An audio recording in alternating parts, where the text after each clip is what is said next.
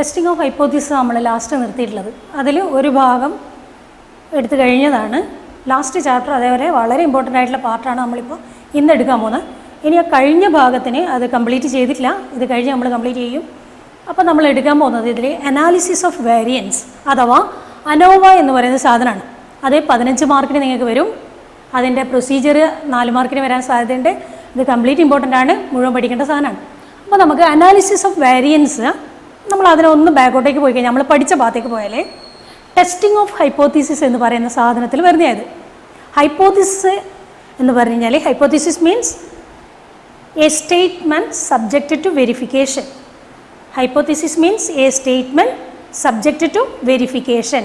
വെരിഫിക്കേഷന് വിധേയമാകേണ്ട ഹൈപ്പോത്തീസിസിനെ അഥവാ സ്റ്റേറ്റ്മെൻറ്റിനെയാണ് നമ്മൾ ഹൈപ്പോത്തീസിസ് എന്ന് പറയുന്നത്. അപ്പോൾ അതൊരു സ്റ്റേറ്റ്മെൻ്റ് ആണ്, പക്ഷേ it is subject to verification.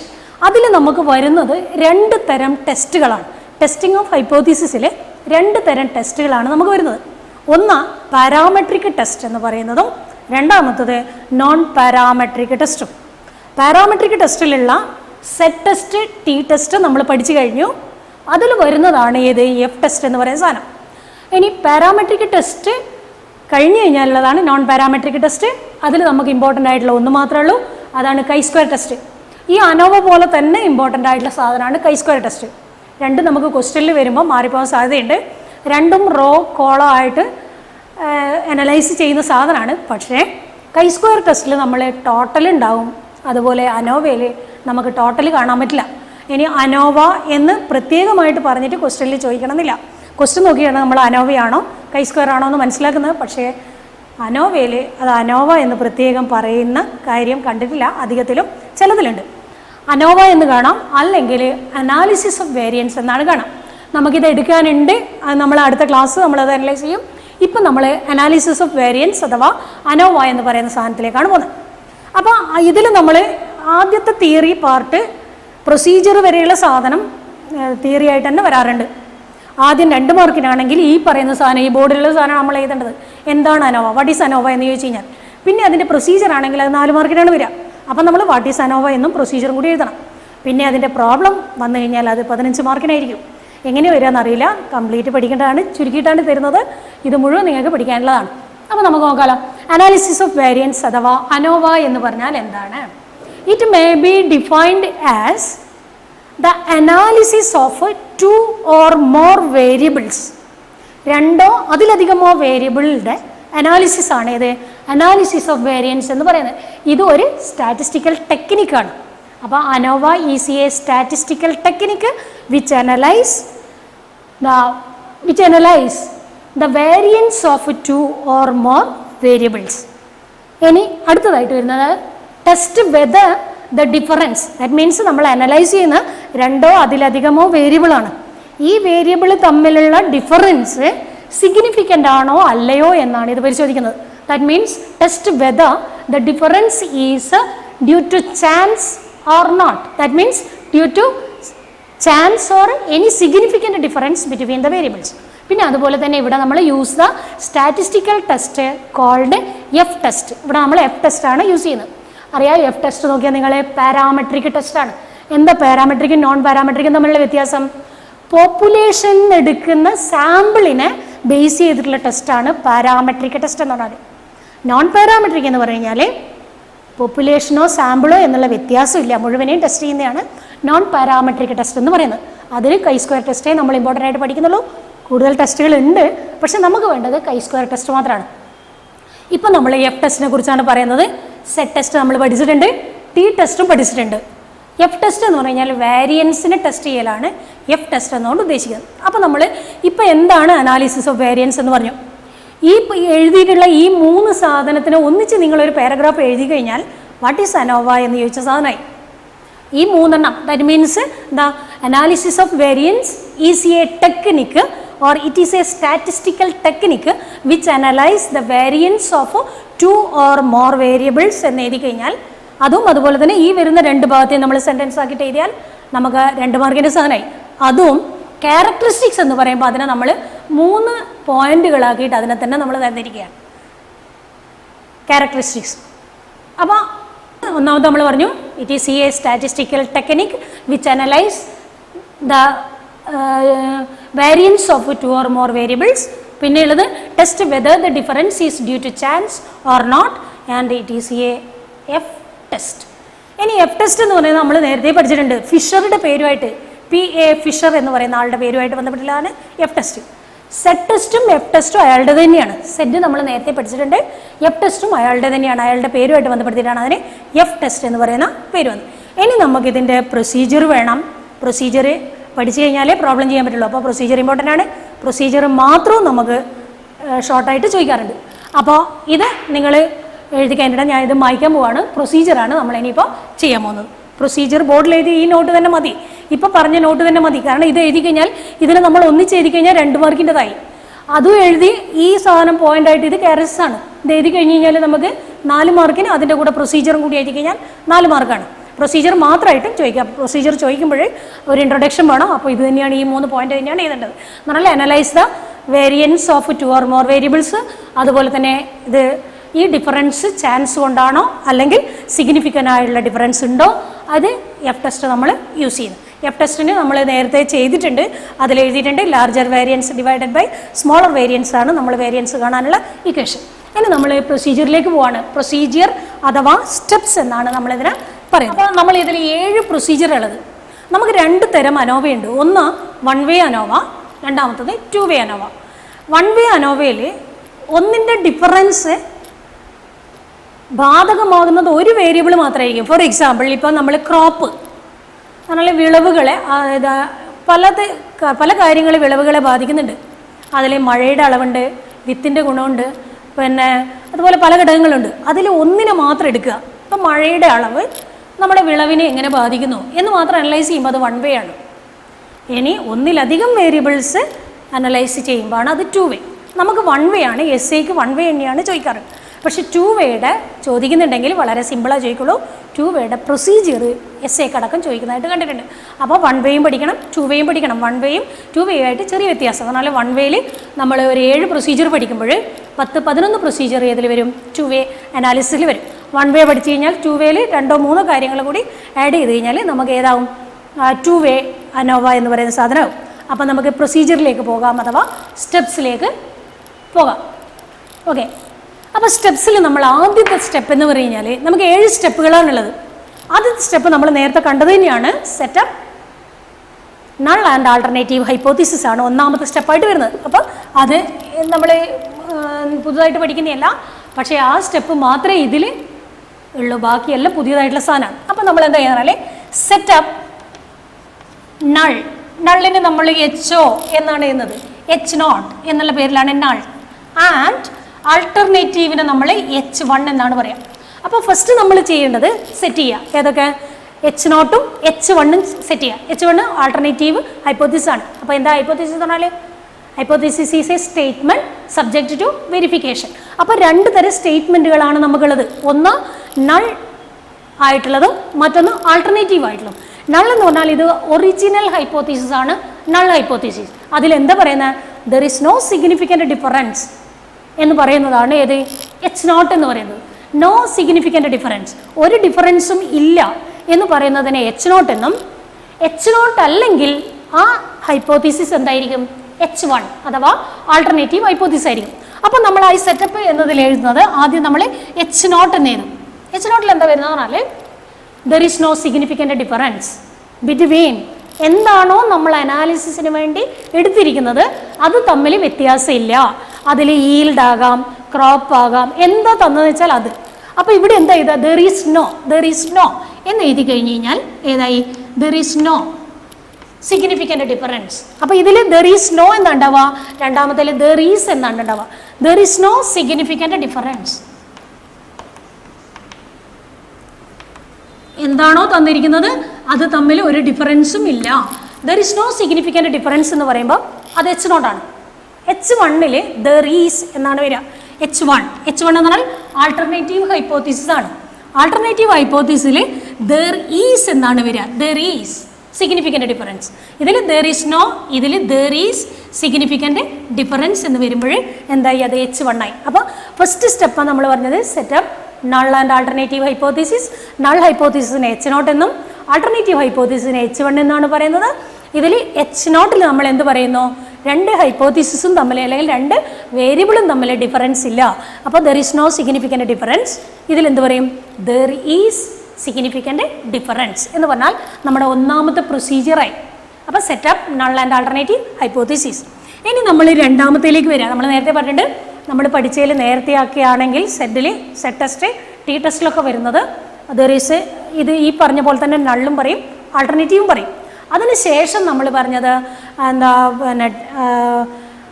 പിന്നെ നമ്മൾ എന്താ സ്റ്റാൻഡേർഡ് ഡീവിയേഷൻ കാണാൻ മറ്റേ അതുപോലെയുള്ള സാധനങ്ങൾ വന്ന്. പക്ഷേ ഇത് അതുമായിട്ട് യാതൊരു തരത്തിലുള്ള ബന്ധമില്ല. ബാക്കി പ്രൊസീജിയറൊക്കെ നമുക്ക് പുതിയതാണ്. അപ്പോൾ രണ്ടാമതായിട്ട് നമ്മൾ വരുന്നത് കമ്പ്യൂട്ട് സം ഓഫ് സ്ക്വയേഴ്സ് എന്നാണ് വരിക. Sum of squares total. അപ്പോൾ നമ്മൾ കമ്പ്യൂട്ട് ഇപ്പോൾ തന്നെ അത് എഴുതി വെച്ച് കഴിഞ്ഞ് കഴിഞ്ഞാൽ നമുക്കിനി ഇതിൻ്റെ നോട്ടൊന്നും ആവശ്യമില്ല, ഇത് തന്നെയാണ് നോട്ട്. അപ്പോൾ നമ്മളിവിടെ കമ്പ്യൂട്ട് SST. ഈ SST എന്ന് പറഞ്ഞാൽ സം ഓഫ് സ്ക്വയേഴ്സ് ടോട്ടൽ എന്നാണ് SST എന്ന് പറയുന്നത്. Sum of squares total. Sum of squares ടോട്ടലാണ് SST എന്ന് പറയുന്നത്. ഈ SST കാണുന്നത് എങ്ങനെയാണെന്ന് പറഞ്ഞാൽ SST equal to SST means sum of squares total. SST equal to sum of square of all observation. SUM sum ആണ്. സം എന്ന് പറഞ്ഞാൽ total. Sum of squares of all observation. Squares of all observation minus T square divided by n. n വലിയ n ആണ്. T square divide by n. ഈ T square divide by n നമ്മൾ problem ചെയ്യുമ്പോൾ നമുക്ക് മനസ്സിലാവും. ഇപ്പോൾ പറഞ്ഞു കഴിഞ്ഞാൽ അതെന്താണെന്ന് തിരിയില്ല. അതുപോലെ തന്നെ ഇതും sum of squares of all observation എന്ന് പറഞ്ഞാലും ഇപ്പോഴും പഠിക്കുക മാത്രം ചെയ്യുക. നമ്മൾ ചെയ്യുമ്പോഴേ അതെന്താണെന്ന് മനസ്സിലാവും. അപ്പോൾ രണ്ടാമത്തെ പോയിൻ്റായി compute sum of squares total അഥവാ SST. നമ്മൾ ടെക്സ്റ്റാണ് നിങ്ങൾ ഫോളോ ചെയ്യുന്നുണ്ടെങ്കിൽ ഈ പ്രൊസീജിയറിൽ വ്യത്യാസമുണ്ട്. കുറച്ചുകൂടി ഡിഫിക്കൽട്ടായിരിക്കും നിങ്ങൾക്ക് തോന്നുക. അതായത് ടെക്സ്റ്റിലുള്ളത് നോക്കിക്കഴിഞ്ഞാൽ അതിനേക്കാൾ എളുപ്പം ഇതാണ്. അതുകൊണ്ടാണ് ഈ പ്രൊസീജിയർ നമ്മൾ എടുക്കുന്നത്. അപ്പോൾ ആദ്യം ടോട്ടലാണ് നമ്മളിവിടെ കാണുന്നത്. മറ്റേതിൽ ആണെങ്കിൽ അവരെന്ത് ചെയ്യുന്നു? ബാക്കിയൊക്കെ കണ്ട് ടോട്ടൽ ചെയ്തിട്ടാണ് കാണുന്നത്. നമുക്കിതായിരിക്കും നല്ലത്. കാരണം ഇത് ടോട്ടലിൽ നിന്ന് നമുക്ക് കിട്ടിയത് മൈനസ് ചെയ്തിട്ട് ബാക്കി കണ്ടുപിടിക്കുന്ന ഒരു പ്രൊസീജിയറാണ്. ഇതായിരിക്കും നല്ലത്. അപ്പോൾ നമ്മൾ എന്ത് ചെയ്യുന്നു? SST കണ്ടുപിടിക്കണം. അപ്പോൾ SST എന്ന് പറഞ്ഞാൽ എന്താ? SST equal to sum of squares of all observation minus T square divided by n. അപ്പോൾ രണ്ടാമത്തെ പ്രൊസീജിയർ നമുക്കായി. ഇനി മൂന്നാമത്തെ പ്രൊസീജിയറിലും നമ്മൾ കമ്പ്യൂട്ട് ചെയ്യലാണ്. Compute sum of squares between samples എന്നാണ് പറയാം. Compute sum of squares between sample. അതിനെ നമ്മൾ പറയാം SSC എന്നാണ്. അപ്പോൾ ബിറ്റ്വീൻ സാമ്പിൾ എന്ന് പറയുമ്പോൾ SSS എന്നാണ് വരേണ്ടത്. പക്ഷേ ഇത് കോളത്തിനെ ബേസ് ചെയ്തിട്ടുള്ളതായതുകൊണ്ട് നമ്മൾ ഇതിനെ SSC എന്നാണ് എഴുതുക. അതാണ് മൂന്നാമത്തെ സ്റ്റെപ്പിലായിട്ട് നമുക്ക് വരുന്നത്. SSC എന്നാണ് പറയുന്നത്. ഇനി ഈ SSC കണ്ടുപിടിക്കാൻ വേണ്ടി നമ്മളൊരു ഇക്വേഷനാണ് യൂസ് ചെയ്യുന്നത്. അതിൽ sigma x1 square divided by n1 plus sigma x2 square divided by n2 plus sigma x3 square divided by n3. ഇതെല്ലാം ചെറുതാണ്. ഈ എന്നുകൾ ചെറുതാണ്, ഈ n വലുതാണ്. ഇത് ടോട്ടലിൻ്റെ എണ്ണാണ്. ഇത് ഓരോ കോളത്തിൻ്റെയും എണ്ണാണ് ഇത് സൂചിപ്പിക്കുന്നത്. ഇത് മൊത്തത്തിലുള്ള എണ്ണത്തെയാണ് വലിയ എണ്ണ് സൂചിപ്പിക്കുന്നത്. ഇവിടെ അതേസമയം ഓരോ കോളം വൈസായിട്ടാണ് നമുക്ക് തരിക. അപ്പോൾ കോളത്തിൻ്റെ എത്ര എണ്ണം ഉണ്ട് ആ കോളത്തിൽ എന്നാണ് ഈ n1 n2 n3. ഇതെല്ലാം ഈക്വൽ ആയിരിക്കും. കാരണം കോളത്തിലുണ്ടാകുന്ന വേരിയബിളിൻ്റെ എണ്ണം ഈക്വൽ ആയിരിക്കും. അപ്പോൾ n1 n2 n3. ഇനി അടുത്തത് ഉണ്ടെങ്കിൽ അടുത്തതാകാം. ഇപ്പോൾ ഇത് 3 മാത്രം ആകണമെന്നില്ല, 4 5 വരാം. അങ്ങനെയാണെങ്കിൽ അതൊക്കെ നമ്മൾ എന്ത് ചെയ്യണം? ആഡ് ചെയ്യണം. എന്നിട്ട് minus T square divided by n നമ്മൾ ചെയ്തിട്ട് കണ്ടുപിടിക്കുമ്പോൾ ഈ T square divide by n അത് വേറെ തന്നെ നമ്മൾ കണ്ടുപിടിച്ച് കഴിഞ്ഞാൽ അത് ഇവിടത്തേക്ക് യൂസ് ചെയ്യുകയാണ് ചെയ്യുന്നത്. T square divide by n അതുപോലെ തന്നെ വേണം. ഇതാണ് മൂന്നാമത്തെ പോയിന്റ്. SSC compute SSC. ഇത് കാണുന്നത് സിഗ്മ x1. ഇനി നിങ്ങൾ ബ്രാക്കറ്റ് ഇടുമ്പോൾ വേറൊരു കാര്യം ശ്രദ്ധിക്കണം. ഈ ബ്രാക്കറ്റ് ഇതിനു വേണ്ടി മാത്രമാണ്. നേരെ തിരിച്ച് ഇങ്ങനെ ഇട്ട് കഴിഞ്ഞാൽ നിങ്ങളൊക്കെ x1 square divided by n1 ഇത് മൊത്തത്തിലാണ് സ്ക്വയർ എങ്കിൽ നമുക്ക് കാര്യം മാറും. എന്നാൽ ഈ സംഖ്യയല്ല ഇവിടെ കിട്ടുക. ഇത് പറഞ്ഞാൽ x1ന് n1 കൊണ്ട് ഡിവൈഡ് ചെയ്ത് അതിൻ്റെ സ്ക്വയർ എന്നാണ് അർത്ഥം. അപ്പോൾ ഇത് തെറ്റാണ്. നമ്മൾ ചെയ്യേണ്ടത് ഈ ബ്രാക്കറ്റ് ഇതിന് മാത്രമേ ഉണ്ടാകാൻ പാടുള്ളൂ. നമുക്ക് കിട്ടിയ സിഗ്മ x1 എന്ന് പറഞ്ഞാൽ കോളങ്ങൾ കിട്ടിയിട്ടുണ്ടാവും. ഈ കോളത്തിൻ്റെ ടോട്ടലാണ് സിഗ്മ x1 എന്ന് പറയുന്നത്. അതിനെ ഫസ്റ്റ് സ്ക്വയർ ചെയ്തിട്ട് മാത്രമേ n1 കൊണ്ട് ഡിവൈഡ് ചെയ്യാൻ പാടുള്ളൂ. ഇങ്ങനെ ചെയ്യാൻ പാടില്ല. എഴുതുമ്പോൾ തന്നെ അത് ശ്രദ്ധിക്കുക, അല്ലെങ്കിൽ ലാസ്റ്റ് നമ്മൾ ഒന്നിച്ചങ്ങോട്ട് ചെയ്തു പോകും. അപ്പോൾ ഇതാണ് നമുക്ക് SSC എന്ന് പറയുന്ന സാധനം. ഇനി നാലാമത്തെ സ്റ്റെപ്പായിട്ട് വരുന്നത് SSE ആണ്. ഇത് ബിറ്റ്വീൻ സാമ്പിൾ എന്നാണ് ഇതിന് പറയുന്നത്. എന്നാൽ sum of squares between sample ആണ് SSC. അടുത്ത നമുക്ക് വരുന്നത് SSE എന്ന് പറയുന്ന സാധനമാണ്. SSE എന്ന് പറഞ്ഞാൽ sum of squares within sample എന്നാണ് അർത്ഥം. വിതിൻ സാമ്പിൾ, സാമ്പിളുകൾ തമ്മിൽ വ്യത്യാസമുണ്ടോ എന്നാണ് നമ്മൾ നോക്കുന്നത്. ഇത് ബിറ്റ്വീൻ സാമ്പിൾ, സാമ്പിളുകൾ തമ്മിൽ ബിറ്റ്വീൻ, വിതിൻ സാമ്പിളിൻ്റെ ഉള്ളിലുണ്ടാകുന്ന വ്യത്യാസത്തെയാണ് SSE എന്ന് പറയുന്നത്. അപ്പോൾ സം ഓഫ് സ്ക്വയേഴ്സ് ബിറ്റ്വീൻ സാമ്പിളും ഇത് സം ഓഫ് സ്ക്വയേഴ്സ് വിതിൻ സാമ്പിളും. അപ്പോൾ ഇതിലൊക്കെ എന്ത് ചെയ്യണം? കമ്പ്യൂട്ട് എന്നുണ്ട്. Compute SSC. നമ്മൾ പ്രൊസീജിയർ എഴുതുമ്പോൾ അതുപോലെ തന്നെ എഴുതണം. എന്തേ? കമ്പ്യൂട്ട് SSC എന്ന് എഴുതണം. ഇതും അതുപോലെ തന്നെ കമ്പ്യൂട്ട് SSE എന്ന് നമ്മൾ എഴുതണം. ഇനി ഇത് കാണാൻ ഇതേ ഇക്വേഷൻ തന്നെയാണ് നമ്മൾ യൂസ് ചെയ്യുന്നത്. ഏതാ? Sigma x1 square divided by n1 plus sigma x2 square divided by n2 plus sigma x3 square divided by n3 plus etcetera T square divided by n. അപ്പോൾ നിങ്ങൾ ഇത് ഒന്ന് കണ്ടാൽ പോലെ രണ്ടെണ്ണത്തിനെ കാണുന്നത്. ഇത് വ്യത്യാസം എന്താണെന്ന് പറഞ്ഞാൽ ഈ സമ്മ് കാണുന്നത്, ഈ സമ്മ് നമ്മൾ കോളത്തിൻ്റെ സമ്മാണ് നമ്മൾ നേരത്തെ കണ്ടിട്ടില്ലോ. ഇവിടെ സിഗ്മ x1 എന്ന് പറയുന്നത് ഇതാണ്. ഈ സമ്മിനെയാണ് നമ്മൾ ആദ്യത്തേൽ എടുത്തത്, കോളത്തിൻ്റെ സമ്മ്. ഇനി ഇവിടെ വരുന്ന സമ്മ് എന്ന് പറഞ്ഞു കഴിഞ്ഞാൽ എന്താ വ്യത്യാസമുണ്ട്? റോൻ്റെ സമ്മുകൾ വരുമ്പോഴാണ് നമ്മൾ എന്ത് ചെയ്യുന്നത്? ഈ സാധനം എടുക്കുന്നത്, സിഗ്മ x1 എന്ന് പറയുന്ന സാധനം എടുക്കുന്നത്. ഇനി നമ്മൾ SSE കണ്ടുപിടിക്കുമ്പോൾ നമ്മൾ ചെയ്യുന്ന ഒരു സാധനം നോക്കുക. നമുക്ക് ഇത് കണ്ടുപിടിക്കുന്നതിനേക്കാളും നല്ലത് SSC കാണുമ്പോൾ, ഞാൻ നേരത്തെ പറഞ്ഞിട്ടുണ്ട് ഇത് ടോട്ടലാണ്. ഏത്? SST എന്ന് പറയുന്ന സാധനം ടോട്ടലാണ്. ഈ ടോട്ടൽ കണ്ടുപിടിക്കുന്നത് ഇത് രണ്ടും കൂടി കൂട്ടിയിട്ടാണ് ഈ ടോട്ടൽ കിട്ടുന്നത്. അതിന് പകരം നമ്മൾ ആദ്യം എന്ത് ചെയ്തു? ടോട്ടൽ കണ്ടുപിടിച്ചു. ടോട്ടൽ കണ്ടുപിടിച്ച് കഴിഞ്ഞാൽ SST കാണാൻ നമ്മൾ ഇത് രണ്ടും കൂടി കൂട്ടുന്നതിന് പകരം SSTയിൽ നിന്ന് SSC മൈനസ് ചെയ്താൽ നമുക്ക് SSE കിട്ടും. അപ്പോൾ ചെയ്യുമ്പോൾ നമ്മൾ അങ്ങനെ ചെയ്താൽ മതി. അപ്പോൾ എന്താ ചെയ്യുക? SSE equal to SST minus SSC. ഇതാണ് നമ്മൾ ചെയ്യുന്നത്. C മൈനസ് ചെയ്താൽ നമുക്ക് E കിട്ടും. ഇത് രണ്ടും കൂടി കൂട്ടിക്കഴിഞ്ഞാലാണ് നമുക്ക് SST കിട്ടേണ്ടത്. നമ്മൾ ടെക്സ്റ്റ് ഫോളോ ചെയ്യുകയാണെങ്കിൽ ഇത് രണ്ടുമാണ് ആദ്യം കണ്ടുപിടിക്കുന്നത്, ഇത് രണ്ടും കൂടി കൂട്ടി ഇത് കണ്ടുപിടിക്കുന്നത്. അതിന് പകരം നമ്മൾ എന്ത് ചെയ്യുന്നു? SST ടോട്ടൽ ആദ്യം കണ്ടുപിടിച്ചു, രണ്ടാമത് SSC കണ്ടു, അതിനുശേഷം ടിയിൽ നിന്ന് C മൈനസ് ചെയ്തിട്ട് ഏത് കണ്ടുപിടിച്ചു? E എന്ന് പറയുന്ന സാധനം കണ്ടുപിടിച്ചു. ഓക്കെ, നാലാമത്തെ സ്റ്റെപ്പാണ് നമ്മളിപ്പോൾ എടുത്തത്. നാലാമത്തെ പ്രൊസീജിയർ SSE കണ്ടുപിടിക്കൽ. SSTയിൽ നിന്ന് SSC, ഈ C മാറിപ്പോകരുത്. ഇത് E, ഇത് C മൈനസ് ചെയ്താൽ നമുക്ക് ഏത് കിട്ടി? SSE കിട്ടി. ഇനി ഇതിൽ നിന്ന് ഇപ്പം നമ്മളിനി മീൻസ് സ്ക്വയേഴ്സ് ആണ് കണ്ടുപിടിക്കുന്നത്. Means squares. അപ്പം നമുക്ക് അഞ്ചാമത്തെ പോയിൻ്റായിട്ട് വരുന്നത് കമ്പ്യൂട്ട് MSC എന്നാണ്. കമ്പ്യൂട്ട് MSC ആണ് കണ്ടുപിടിക്കേണ്ടത്. SSC ആണ് ആദ്യം കണ്ടുപിടിച്ചത്, അതുകൊണ്ട് നമ്മൾ എന്ത് ചെയ്യുന്നു? MSC കണ്ടുപിടിക്കുന്നു. ഇനി MSC എന്ന് പറഞ്ഞാൽ മീൻസ് സ്ക്വയർ ബിറ്റ്വീൻ സാമ്പിൾ എന്നാണ് അർത്ഥം. മീൻസ് സ്ക്വയർ ആണ്, മീൻ ആണ് നമ്മൾ കണ്ടുപിടിക്കുന്നത്. വേരിയൻസിൻ്റെ മീൻ ആണ് നമ്മൾ കണ്ടുപിടിക്കുന്നത്. അപ്പം മീൻസ് സ്ക്വയർ ബിറ്റ്വീൻ സാമ്പിളാണ് MSC എന്ന് പറയുന്ന സാധനം. ഇത് കണ്ടുപിടിക്കാൻ വേണ്ടി നമ്മൾ നേരത്തെ കണ്ടുപിടിച്ച് വെച്ചിരിക്കുന്ന SSCയെ ഡിഗ്രി ഓഫ് ഫ്രീഡം കൊണ്ട് ഡിവൈഡ് ചെയ്യാം.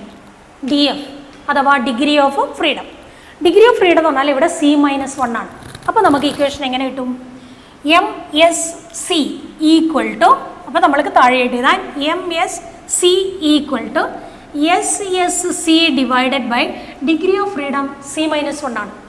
C എന്ന് പറഞ്ഞാൽ കോളത്തിൻ്റെ എണ്ണാണ്, കോളം -1. അപ്പോൾ ഇവിടെ നമ്മൾ എന്ത് ചെയ്താൽ C-1 ആണ് അതിൻ്റെ ഡിഗ്രി ഓഫ് ഫ്രീഡം. അപ്പോൾ MSC means square between sample. S എന്നാണ് വേണ്ടതെന്ന് വിചാരിക്കും, പക്ഷേ ഇത് കോളത്തിനെ ബേസ് ചെയ്തിട്ടുള്ളത് കൊണ്ടാണ് ഇവിടെ സി എന്ന് പറയുന്ന സാധനം എടുക്കുന്നത്. അപ്പോൾ നമ്മൾ S S C divided by C minus 1 ആണ് ഏത് എം എസ് സി എന്ന് പറയുന്ന സാധനം. ഇനി അടുത്ത 6ാമത്തെ സ്റ്റെപ്പായിട്ട് വരുന്നത് അടുത്ത കമ്പ്യൂട്ട് ചെയ്യുന്നത് നമ്മൾ കമ്പ്യൂട്ട് എം എസ് ഇ ആണ്. നേരത്തെ എസ് എസ് ഇ ഉണ്ടായിട്ടുണ്ട്, എസ് എസ് സിയും ഉണ്ട്, എസ് എസ് ഇയും ഉണ്ട്. അതുപോലെ തന്നെ ഇവിടെ എം എസ് സിയും ഉണ്ട്, എം എസ് ഇയും ഉണ്ട്. നമ്മൾ ഈ എം എസ് ഇ എങ്ങനെയാണ് കണ്ടുപിടിക്കുന്നത്? എം എസ് ഇ എന്ന് പറഞ്ഞാൽ എന്താ? മീൻസ് സ്ക്വയർ വിതിൻ സാമ്പിൾ എന്നാണ് അർത്ഥം. Means square within sample. ഇതെന്നാ മീൻസ് സ്ക്വയർ ബിറ്റ്വീൻ സാമ്പിൾ, ഇത് വിതിൻ സാമ്പിൾ എന്നാണ്. എം എസ് ഇ കണ്ടുപിടിക്കാൻ വേണ്ടിയിട്ട് നമ്മൾ ചെയ്യുന്നത് എസ് എസ് ഇനെ ഡിഗ്രി ഓഫ് ഫ്രീഡം കൊണ്ട് ഡിവൈഡ് ചെയ്യാം. ഇവിടെ ഡിഗ്രി ഓഫ് ഫ്രീഡത്തിൽ വ്യത്യാസമുണ്ട്. എൻ മൈനസ് സി ആണ് degree of freedom. N minus C എന്ന് പറഞ്ഞാൽ വലിയ എണ്ണാണ്. നമ്മൾ നേരത്തെ കണ്ടിട്ടില്ലേ ഒരു ടി സ്ക്വയർ ഡിവൈഡ് ബൈ എന്നില്ലേ, ആ എണ്ണ് എത്ര എണ്ണം ഉണ്ട് എന്നല്ലേ സൂചിപ്പിക്കുന്നത്. അതിൽ നിന്ന് നമ്മൾ എന്ത് ചെയ്യുന്നു? കോളത്തിൻ്റെ എണ്ണം മൈനസ് ചെയ്തിട്ടാണ് ഡിഗ്രി ഓഫ് ഫ്രീഡം കാണുന്നത്. അപ്പോൾ M S E equal to S S E divided by degree of freedom, അല്ലെങ്കിൽ that is equal to S S E divided by N minus C. N minus C അതാണ് അതിൻ്റെ degree of freedom. അപ്പോൾ 6ാമത്തെ പോയിൻ്റായി compute ചെയ്തിരിക്കുന്നു. ഇപ്പോൾ നമ്മൾ ഏകദേശം എല്ലാ കാൽക്കുലേഷൻസും ആയി കഴിഞ്ഞിരിക്കുന്നു. ഇനി നമ്മൾ എഫ് റേഷ്യോ കണ്ടുപിടിക്കലാണ്. അപ്പോൾ നമ്മൾ എന്ത് ചെയ്യുന്നത്? 7ാമത്തെ പോയിൻ്റായിട്ട് എഫ് റേഷ്യോ കാണുന്നു. കമ്പ്യൂട്ട് എഫ് റേഷ്യോ എന്നാണ് പറയുന്നത്. നമ്മൾ ഈ 1 വേ അനോവ ആയതുകൊണ്ട് ഒരു എഫ് മാത്രമേ ഉണ്ടാവുള്ളൂ. 2 വേ അനോവ ആയാൽ 2 ഉണ്ടാവും.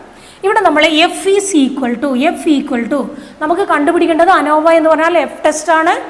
ആ എഫ് ടെസ്റ്റിലുള്ള എഫ് ആണ് നമുക്ക് കണ്ടുപിടിക്കേണ്ടത്. അതിനുവേണ്ടി നമ്മൾ നടത്തിയ കാൽക്കുലേഷൻസ് ആണിത്. അതിൽ F equal to larger variance divided by smaller variance എന്നാണ് പറയാം. ലാർജർ വേരിയൻസിന് സ്മോളർ വേരിയൻസ് കൊണ്ട് ഡിവൈഡ് ചെയ്യാം. ഇനി ഇതേതാണ് ഈ ലാർജർ വേരിയന് സ്മോളർ വേരിയൻസ് എന്ന് പറഞ്ഞാൽ ഈ എം എസ് സിയും എം എസ് ഇയും ആണ് ഈ വേരിയൻസ്. ഇതിലേതാണോ കൂടുതൽ, എം എസ് സി ആണ് കൂടുതലെങ്കിൽ അത് മേല, എം എസ് സി ആണ് കൂടുതലെങ്കിൽ അത് മേലെ വേണം. കാരണം എഫ് എപ്പോഴും 1നേക്കാളും കൂടുതലായിരിക്കും എന്ന് പറഞ്ഞാൽ മേലെ ഉണ്ടാകുന്ന ഭാഗം കൂടുതലായിട്ട് വരണം. അതുകൊണ്ടാണ് larger variance divided by smaller variance നമ്മൾ എഴുതുമ്പോൾ M S C divided by M S C എന്നാണ് എഴുതുക. പക്ഷേ ഇതിൽ എം എസ് സി ആണ് കൂടുതൽ വന്നിട്ടുണ്ടെങ്കിൽ അതിനെ എന്ത് ചെയ്യണം? അതിനെ മേലെ എടുത്തിട്ട് ചെയ്യണം. കാരണം എഫ് ഒരിക്കലും എന്ത് ചെയ്യില്ല, എഫ് 1നേക്കാളും കുറവ് വരില്ല, എഫ് എപ്പോഴും 1നേക്കാളും കൂടുതലായിരിക്കും. അപ്പോൾ F equal to F ratio equal to larger variance divided by smaller variance or M S C divided by M S E. ഇനി നമുക്ക് ഈ കിട്ടിക്കഴിഞ്ഞ് കഴിഞ്ഞാൽ നമ്മൾ പ്രൊസീജിയർ തീരുന്നില്ല.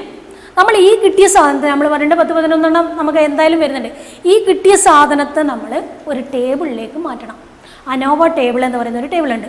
നമ്മൾ 1 വേ അനോവയാണ് അനലൈസ് ചെയ്യുന്നുണ്ടെങ്കിൽ ഈ സാധനത്തെ ഒരു 1 വേ അനോവ ടേബിളിലേക്ക് മാറ്റാം. 2 വേ അനോവയാണെങ്കിൽ അത് 2 വേയിലേക്ക് മാറ്റുന്നു. ഈ 1 വേ ആയാലും 2 വേ ആയാലും 5 കോളംസ് ആണ് നമുക്കുള്ളത്. ആ ടേബിളിലേക്കാണ് നമുക്ക് ഈ കിട്ടിയ വാല്യൂസിനെയൊക്കെ നമ്മൾ മാറ്റുന്നത്. അപ്പോൾ പ്രോബ്ലം ചെയ്യുമ്പോഴും ഇങ്ങനെ തന്നെയാണ് ചെയ്യേണ്ടത്. ഇതൊക്കെ കണ്ടുപിടിച്ചതിന് ശേഷം നമ്മൾ ഈ കിട്ടിയ സാധനത്തെ ഒരു ടേബിളിലേക്ക് അഥവാ ഒരു അനോവ ടേബിളിലേക്ക് മാറ്റിയിട്ടാണ് നമ്മൾ ബാക്കി 2 സ്റ്റെപ്പുകൾ ചെയ്യുന്നത്. പിന്നെ വരുന്ന 2 സ്റ്റെപ്പുകൾ നമുക്ക് ഒരു ടേബിളിലുള്ള വാല്യൂ കണ്ടുപിടിക്കലാണ്. ടേബിളിലുള്ള വാല്യൂ എന്തായാലും ടേബിൾ കയ്യിൽ വേണം. പരീക്ഷയ്ക്ക് കൊണ്ടുപോകേണ്ട ടേബിളാണ്. ആ ടേബിൾ നോക്കിയിട്ടാണ് എഫിൻ്റെ വാല്യൂ, ടേബിൾ വാല്യൂ നമ്മൾ കണ്ടുപിടിക്കുന്നത്. അപ്പോൾ ആ ടേബിൾ വാല്യൂ കണ്ടുപിടിച്ചതിന് ശേഷം ഈ സാധനത്തിന് വേരിയൻസ് ഉണ്ടോ ഇല്ലയോ എന്ന് നമ്മൾ ടെസ്റ്റ് ചെയ്യലാണ്. അതിൻ്റെ പ്രൊസീജിയറും നമുക്കറിയാം. എന്താ? കാൽക്കുലേറ്റ് ചെയ്തിരിക്കുന്ന വാല്യൂ കുറവാണെങ്കിൽ, ഏതിനേക്കാൾ ടേബിൾ വാല്യൂവിനേക്കാൾ കുറവാണെങ്കിൽ നമ്മളതിനെ ആക്സെപ്റ്റ് ചെയ്യും, അല്ലെങ്കിൽ നമ്മളതിനെ എന്ത് ചെയ്യുക? റിജക്റ്റ് ചെയ്യുകയാണ് ചെയ്യുക. അപ്പോൾ ഇതുവരെയുള്ള പ്രൊസീജിയറാണ് നമുക്ക് ശരിക്കും പ്രൊസീജിയറായിട്ട് വരുന്നത്. ഇതിനെയാണ് നമ്മൾ ടേബിളിലേക്ക് മാറ്റുകയും അതിനുശേഷം നമ്മൾ 2 പ്രൊസീജിയർ ചെയ്യുകയാണ് ചെയ്യുന്നത്. അപ്പോൾ പ്രൊസീജിയർ എഴുതുമ്പോൾ നമ്മളിത് കംപ്ലീറ്റ് ഒന്നിച്ചാണ് എഴുതേണ്ടത്. ഇനി നമ്മൾ പ്രോബ്ലം ചെയ്യുമ്പോഴാണെങ്കിൽ ഇതുവരെ ചെയ്ത് കഴിഞ്ഞ് കഴിഞ്ഞാൽ നമുക്ക് കിട്ടേണ്ട വാല്യൂസൊക്കെ കിട്ടിക്കഴിഞ്ഞു. ഇനി നമ്മൾ അതിലേക്ക് മാറ്റുന്നത് ഈ കിട്ടിയ വാല്യൂവിനെയാണ്. കിട്ടിയ വാല്യൂവിനെ മാറ്റിക്കഴിഞ്ഞ് കഴിഞ്ഞാൽ നമ്മളതിൻ്റെ ഇൻഫറൻസ് എഴുതൽ മാത്രമാണ് നമ്മൾ പ്രോബ്ലം ചെയ്യുമ്പോൾ ചെയ്യേണ്ടത്. പക്ഷേ പ്രൊസീജിയറിന് ഇത് കണ്ടിന്യൂ ആയിട്ട് നമ്മൾ 8, 9, 10 എന്നിങ്ങനെ നമ്മൾ കണ്ടിന്യൂസ് ആയിട്ട് പ്രൊസീജിയർ വരികയാണ് ചെയ്യുക. അപ്പോൾ നമ്മൾ ഇനി എന്ത് ചെയ്യുന്നു? ഈ കിട്ടിയ സാധനത്തെ നമ്മളൊരു ടേബിളിലേക്ക് മാറ്റുകയാണ് ചെയ്യുന്നത്. ആ ടേബിൾ 1 വേ അനോവ ആയതുകൊണ്ട് നമ്മളത് 1 വേ അനോവ ടേബിളിലേക്ക് മാറ്റുന്നു. 2 വേ ആണെങ്കിൽ 2 വേ അനോവ ടേബിളിലേക്ക് മാറ്റുന്നു. അതിൻ്റെ പ്രൊസീജിയറിൽ അല്ലെങ്കിൽ ടേബിളിൻ്റെ കോളത്തിലോ ടേബിളിൻ്റെ ഹെഡിങ്ങിലോ ഒന്നും മാറ്റമില്ല, എല്ലാം ഒന്ന് തന്നെയാണ്. പക്ഷേ അതിൻ്റെ ഉള്ളിൽ വരുന്ന കാര്യത്തിൽ ചെറിയൊരു മാറ്റം മാത്രം ഉണ്ടായിക്കഴിഞ്ഞാൽ 1 വേയും 2 വേയും തമ്മിലുള്ള വ്യത്യാസമാണ്. നമുക്കിപ്പോൾ വേണ്ടത് 1 വേ അനോവ ടേബിളാണ്. 1 വേ അനോവ ടേബിൾ നമുക്ക് ഒന്ന് നോക്കാം. കിട്ടിയ സാധനത്തെ 7 പോയിൻറ്റുകൾ നേരത്തെ കിട്ടിയിട്ടുണ്ട്. അതിലുള്ള വാല്യൂസിനെ ഒരു 1 വേ അനോവ ടേബിളിലേക്ക് മാറ്റുകയാണ്. ഇതാണ് 1 വേ അനോവ ടേബിളിൻ്റെ മോഡൽ. ഇത് നമ്മൾ പ്രൊസീജിയർ ചെയ്തും ഇത് തന്നെ എഴുതേണ്ടത്, വേറെ ഒന്നും ഇതിൽ കൂട്ടി ചേർക്കേണ്ടതില്ല. പക്ഷേ പ്രോബ്ലം ആകുമ്പോൾ ഇതൊക്കെ ഓരോ വാല്യൂസ് ആയിരിക്കും. SSC എന്ന് പറഞ്ഞു കഴിഞ്ഞാൽ ഒരു ഫിഗർ ആയിരിക്കും, SSE ഒരു ഫിഗർ ആയിരിക്കും, C-1 എത്ര കോളം ഉണ്ടോ അതിൽ നിന്നൊന്ന് മൈനസ് ചെയ്തത്. ഈ കിട്ടിയിരിക്കുന്ന സാധനമൊക്കെ ഓരോ ഫിഗേഴ്സ് ആയിരിക്കും. പക്ഷേ പ്രൊസീജിയറിൽ ഇതുപോലെ തന്നെയാണ് വരിക. നമ്മളിവിടെ ബിറ്റ്വീൻ സാമ്പിൾ എന്ന് പറഞ്ഞാൽ SSC എന്ന് നേരത്തെ കണ്ടിട്ടുണ്ടല്ലോ. അപ്പോൾ ബിറ്റ്വീൻ സാമ്പിളിൽ വരുന്ന SSC ആണ്. SSCയുടെ ഡിഗ്രി ഓഫ് ഫ്രീഡം എന്ന് പറഞ്ഞാൽ കോളത്തിൻ്റെ എണ്ണത്തിൽ നിന്ന് 1 മൈനസ് ചെയ്തത്, അതാണ് C-1. അപ്പോൾ ഇതിന് C-1 ഇതാണ് ഡിഗ്രി ഓഫ് ഫ്രീഡം. ഏതിൻ്റെത്? ബിറ്റ്വീൻ സാമ്പിളിൻ്റെത്. പിന്നെ വിതിൻ സാമ്പിളാണ് അടുത്ത വരുന്നത്. വിതിൻ സാമ്പിൾ SSE ആണ്, കണ്ടിട്ടുണ്ട്. അപ്പോൾ സം ഓഫ് സ്ക്വയേഴ്സ് വിതിൻ സാമ്പിളാണിത്. അപ്പോൾ SSE അതിൻ്റെ ഡിഗ്രി ഓഫ് ഫ്രീഡം N-C ആണ്. ഈ രണ്ടെണ്ണവും കൂടി ആഡ് ചെയ്താലാണ് നമുക്കിത് കിട്ടുക. അല്ലെങ്കിൽ ടോട്ടൽ നമ്പറിൽ നിന്ന് 1 മൈനസ് ചെയ്താലും നമുക്ക് ഈ ടോട്ടൽ കിട്ടും. അതുപോലെ തന്നെ ഈ രണ്ടെണ്ണം കൂടി ആഡ് ചെയ്താലാണ് SST കിട്ടുക. SST ഒക്കെ നമ്മൾ നേരത്തെ കണ്ടുപിടിച്ചിട്ടുണ്ട്. അപ്പോൾ പിന്നെ ഇവിടെ ആഡ് ചെയ്യേണ്ട കാര്യമില്ല. പക്ഷേ പ്രോബ്ലം ചെയ്യുമ്പോൾ നമ്മൾ ഈ SSTയും SSCയും കണ്ടുപിടിച്ച് കഴിഞ്ഞാൽ നമുക്ക് ടേബിളിലേക്ക് മാറ്റാം. ബാക്കിയൊക്കെ ഈ ടേബിളിൽ നമുക്ക് കണ്ടുപിടിക്കാൻ പറ്റും പ്രോബ്ലം ചെയ്യുമ്പോൾ. പ്രൊസീജിയറിൽ നമ്മൾ ഇതുപോലെ തന്നെ വരിക. ഇത് 8ാമത്തെ പ്രൊസീജിയറായിട്ടാണ് നമ്മൾ ചെയ്യുന്നത്. 7 എണ്ണമാണ് നമ്മൾ നേരത്തെ പറഞ്ഞിട്ടുള്ളത്. 7 എണ്ണത്തിൽ ലാസ്റ്റ് പറഞ്ഞത് F റേഷ്യോ കണ്ടുപിടിക്കൽ വരെയാണ് പറഞ്ഞത്. അതിനുശേഷം incorporate all these values in N ANOVA table എന്നാണ് നമ്മൾ 8ാമത്തെ പോയിൻ്റായിട്ട് എഴുതുന്നത്. Incorporate all the values in N ANOVA table. അപ്പോൾ കിട്ടിയിട്ടുള്ള വാല്യൂവിനെ അനോവ ടേബിളിലേക്ക് മാറ്റലാണ്. അപ്പോൾ ഈ ടേബിളാണ് അനോവ ടേബിളായിട്ട് നമ്മൾ എഴുതുന്നത്. അപ്പോൾ ഇതിലൊന്നും വ്യത്യാസമില്ല. എന്നെല്ലാം നമ്മൾ നേരത്തെ കണ്ടതാണ്. SSC അറിയാം, SSE അറിയാം. ഇത് രണ്ടും കൂടി കൂട്ടിക്കഴിഞ്ഞാൽ ഇത് കിട്ടും. അല്ലെങ്കിൽ SST ആദ്യം നമ്മൾ കണ്ടുപിടിച്ച് അതിൽ നിന്ന് SSC മൈനസ് ചെയ്താൽ SSE നമുക്ക് കിട്ടും. കോളത്തിൻ്റെ എണ്ണത്തിൽ നിന്ന് 1 മൈനസ് ചെയ്ത് കഴിഞ്ഞാൽ ഇവിടെയുള്ള ഡിഗ്രി ഓഫ് ഫ്രീഡം കിട്ടും. ആകെ ടോട്ടൽ എണ്ണത്തിൽ നിന്ന് കോളത്തിൻ്റെ എണ്ണം മൈനസ് ചെയ്ത് കഴിഞ്ഞാൽ നമുക്ക് വിതിൻ സാമ്പിളിൻ്റെ ഡിഗ്രി ഓഫ് ഫ്രീഡം കിട്ടും. ഇനി ഈ SSCനെ ഇതിനെ കൊണ്ട് ഡിവൈഡ് ചെയ്ത് കഴിഞ്ഞാൽ നമുക്കിത് നേരെ തന്നെ വരുന്നുണ്ട്. MSCയും SSEയും എല്ലാം ഒരേ റോല് വരുന്ന സാധനമാണ്. അപ്പോൾ നമുക്ക് നമ്മൾ ഇതിനെ കൊണ്ട് ഡിവൈഡ് ചെയ്യാം. അതാണിത്. MSC equal to SSC divided by degree of freedom അഥവാ C-1. ഇനി അതുപോലെ തന്നെ MSE എന്ന് പറയുന്നത് SSCനെ ഡിഗ്രി ഓഫ് ഫ്രീഡം കൊണ്ട് ഡിവൈഡ് ചെയ്താണ്. അതാണ് N-C എന്ന് പറയുന്ന സാധനം. ഇവിടെ നമ്മൾ F റേഷ്യോ ഇതും അറിയാം. ഇതും നമ്മളെ 7ാമത്തെ പോയിൻ്റായിട്ട് എഴുതിയതാണ്. ലാർജർ വേരിയൻസിന് സ്മോളർ വേരിയൻസ് കൊണ്ട് ഡിവൈഡ് ചെയ്യുക. അല്ലെങ്കിൽ നമ്മൾ എഴുതിയിട്ടുള്ള എന്താ? MSC ഡിവൈഡഡ് ബൈ MSE എന്നാണ് എഴുതുക. F ഈക്വൽ ടു എന്ന് പറഞ്ഞിട്ട് എഴുതുക. പക്ഷേ അതിലേതാണോ വലുത് അത് മേലെ വരണം. അതുകൊണ്ടാണ് larger variance divided by smaller variance എന്നെഴുതുന്നത്. ഇവിടെ വരിക നമ്മൾ ടോട്ടൽ ചെയ്യുന്നുള്ളൂ. അതുകൊണ്ടാണ് ഇവിടെ വരെ വരച്ചിട്ടുള്ളത്. ഇതിൽ രണ്ടിലും ടോട്ടൽ വരുന്നില്ല. മീൻസ് സ്ക്വയറിൽ ടോട്ടലില്ല, പിന്നെ F റേഷ്യോയിലും നമുക്ക് ടോട്ടൽ വേണ്ടല്ലോ. അതുകൊണ്ട് ഇവിടെ വരികയാണ് ഈ ടോട്ടൽ എന്ന് പറയുന്ന സാധനം വരച്ചത്. ഇതാണ് നമ്മുടെ 1 വേ അനോവ ടേബിൾ എന്ന് പറഞ്ഞ സാധനം. ഇനിയുണ്ട് 2 പ്രൊസീജിയർ കൂടി നമുക്ക് പറയാനുണ്ട്. ഇതിന് ശേഷം പ്രൊസീജിയറിലേക്ക് കിടക്കാം. നമുക്ക് 2 എണ്ണം ഇട്ട് കഴിഞ്ഞ് കഴിഞ്ഞാൽ 2 എണ്ണം ഉണ്ട്. ഇനി നമ്മൾ ചെയ്യുന്ന പറഞ്ഞാൽ നമുക്കിപ്പോൾ F എന്ന് പറയുന്നതിൻ്റെ വാല്യൂ കിട്ടിക്കഴിഞ്ഞു. അതെപ്പോഴും 1നേക്കാൾ കൂടിയൊരു വാല്യൂ ആയിരിക്കും. ഇത് കിട്ടിക്കഴിഞ്ഞ് കഴിഞ്ഞാൽ നമ്മൾ ചെയ്യേണ്ടത് ടേബിൾ നിങ്ങളെടുക്കുക. അനോവ എല്ലാത്തിൻ്റെയും ടേബിളുണ്ട്. Fൻ്റെ ഉണ്ട്, സെറ്റ്, T, chi² എല്ലാം അടങ്ങുന്ന ഒരു ടേബിളുണ്ട്. അതിൽ നമ്മൾ എനിക്ക് എൻ്റെ ഓർമ്മ ശരിയാണെങ്കിൽ ഒരു 14ാമത്തെ പേജിൽ നമുക്ക് F എന്ന് പറയുന്ന സാധനത്തിനെ കണ്ടുപിടിക്കാൻ പറ്റും. F എന്ന് പറയുന്ന സാധനം നിങ്ങളുടെ കയ്യിൽ ഇപ്പോൾ ടേബിൾ ഉണ്ടാവും. ടേബിളിൽ നോക്കുക. ഇനി 14ാമത്തെ പേജ് അല്ലെങ്കിൽ ഒന്ന് 15ാമത്തെ പേജിൽ നോക്കിയാൽ മതി. 14 ഓർമ്മ. ആ ടേബിളിൽ F എന്ന് പറയുന്ന ഒരു സാധനം ഉണ്ടാവും. F ടെസ്റ്റ് എന്നാണ് ആളെ കാണാം. ആ F ടെസ്റ്റിൽ നിങ്ങൾ എന്ത് ചെയ്യും? ഡിഗ്രി ഓഫ് ഫ്രീഡത്തിന് തുല്യമായിട്ടുള്ള ഒരു സാധനം, ഒരു വാല്യൂ നിങ്ങൾ കണ്ടുപിടിക്കും. ഇനി ആ ടേബിൾ എടുത്ത് നോക്കിക്കഴിഞ്ഞ് കഴിഞ്ഞാൽ നമ്മൾ കാണുന്നത് പറഞ്ഞാൽ ഇതിൽ ഡിഗ്രി ഓഫ് ഫ്രീഡം എന്ന് പറയുന്നത് ഈ സാധനം സൈഡിലുണ്ടാവും. 5% ലെവൽ ഓഫ് സിഗ്നിഫിക്കൻസിലാണ് നമ്മൾ നോക്കുക. അപ്പോൾ ആ കോളത്തിൽ തന്നെ 2 പേജിലായിട്ടാണ് ചിലപ്പോൾ ഉണ്ടാവുക. ഒന്നിൽ 1% ഉണ്ടാവും, ഒന്നിൽ 5% ഉണ്ടാവും. നമ്മളിവിടെ ഒന്നും പറയാത്തത് കൊണ്ട് നമ്മൾ കാണുന്നത് 5% ലെവൽ ഓഫ് സിഗ്നിഫിക്കൻസിലാണ് കാണുക. അപ്പോൾ 5% ലെവൽ ഓഫ് സിഗ്നിഫിക്കൻസിൽ നമ്മുടെ എഫ് ടെസ്റ്റിൻ്റെ ടേബിൾ വാല്യൂ എത്രയാണെന്ന് നോക്കും. 5% ലെവൽ ഓഫ് സിഗ്നിഫിക്കൻസ് മാത്രം പോരാ, ഡിഗ്രി ഓഫ് ഫ്രീഡത്തിലാണ് നോക്കേണ്ടത്. ഡിഗ്രി ഓഫ് ഫ്രീഡം എന്ന് പറഞ്ഞാൽ 2 ഭാഗത്തായിട്ടാണ്, 2 ഡിഗ്രി ഓഫ് ഫ്രീഡമാണ്. അത് ഏതൊക്കെയാണെന്ന് പറഞ്ഞാൽ ഒന്ന് C-1, N-C എന്നാണ് ഉണ്ടാവുക. ഞാൻ ഇത് ക്ലാസ്സിൽ പറഞ്ഞിട്ടുണ്ട് എഫ് എങ്ങനെയാണ് കാണുന്നത്. 2 ഭാഗമായിട്ടാണ് ഉണ്ടാവുക. N1 ഒരു ഭാഗത്തും N2 ഒരു ഭാഗത്തായിട്ടാണ് ഉണ്ടാവുക. 2ൻ്റെയും കൂടിയിട്ടുള്ള വാല്യൂ ആണ് നമ്മൾ കണ്ടുപിടിക്കേണ്ടത്. അപ്പോൾ നമ്മൾ അടുത്ത സ്റ്റെപ്പായിട്ട് നമ്മൾ എഴുതുന്നത് എന്താ, obtain the table value corresponding to level of significance and degree of freedom എന്നാണ് അടുത്ത point. Obtain the table value, ടേബിളിലുള്ള വാല്യൂ കണ്ടുപിടിക്കുക corresponding to level of significance and degree of freedom. Degree of freedom എന്ന് പറഞ്ഞാൽ C-1, N-C അങ്ങനെയാണ് കാണുക. അപ്പോൾ 2 ഭാഗത്തായിട്ടാണ് കാണുക, മേലെ ഉണ്ടാവും സൈഡിലുണ്ടാവും. അപ്പോൾ N1 എന്ന് പറയുന്നത് മേലെ കാണാം, N2 എന്ന് പറയുന്നത് താഴെയായിട്ടാണ് എഫിൻ്റെ വാല്യൂ നമ്മൾ കണ്ടുപിടിക്കാം. ഇനി അങ്ങനെ ഒരു വാല്യൂ കണ്ടുപിടിച്ചാൽ അപ്പോൾ നമ്മൾ ഇട്ട് കഴിഞ്ഞു. 9ാമത്തെ പോയിൻ്റാണ് ഇപ്പോൾ നമ്മൾ പറഞ്ഞത്. എന്താ ഇത്, നമ്മൾ obtain the table value corresponding to level of significance and degree of freedom. ഒരു വാല്യൂ നമുക്ക് ടേബിളിൽ നിന്ന് കിട്ടി. ഇനി നമ്മൾ എന്ത് ചെയ്യുന്നു, ലാസ്റ്റ് പോയിൻ്റായിട്ട് ഈ കിട്ടിയ ടേബിളിലുള്ള വാല്യൂയും നമുക്കുള്ള നേരത്തെ കണ്ടുപിടിച്ചിട്ടുള്ള കാൽക്കുലേറ്റഡ് വാല്യൂ തമ്മിൽ കമ്പയർ ചെയ്യാം. അപ്പോൾ ലാസ്റ്റ് നമ്മളൊരു തീരുമാനത്തിലെത്തുകയാണ്, ഇതിനെ ആക്സെപ്റ്റ് ചെയ്യണോ അല്ലെങ്കിൽ റിജക്റ്റ് ചെയ്യണോ എന്ന് നമ്മൾ തീരുമാനിക്കുക. അതാണ് ലാസ്റ്റ് പോയിൻ്റായിട്ട് വരുന്നത്. 9ാമത്തെ പോയിൻ്റ് എന്നാ, obtain the table value corresponding to level of significance and degree of freedom.